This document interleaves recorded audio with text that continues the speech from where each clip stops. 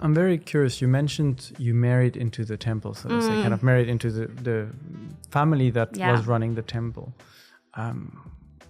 What are the procedures? How does this happen? Can anyone kind of marry into a temple? Do you have to pass certain, tests of knowledge of Zen or procedures to be kind of officialized as a member of this temple running family?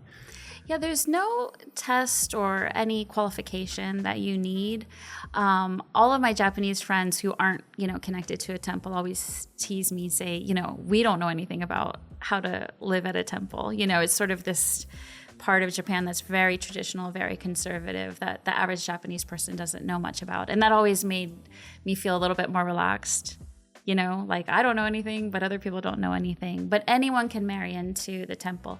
Now, whether or not people accept you, that's probably case by case. I felt that the community I married into was really welcoming. And it is marrying into a community. And people really know me as like, Dairyuji no Yome, like the bride of Dairyuji, which could sort of rub some Western people the wrong way. But that's how people see you.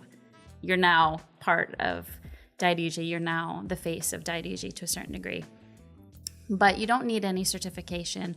And what I love about Buddhism is that you don't need to prove that you're Buddhist.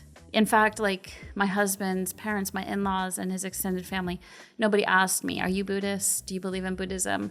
But almost all of my American family and friends asked me, are you Buddhist now? And it just really goes to show I grew up Catholic, that it's sort of this in-group, out-group, right? We tend to think of Japan as very in-group, out-group. But Buddhism is so open. It's almost like there's no dogma that you have to believe. There's no baptism. There are things you can do if you want to follow that path.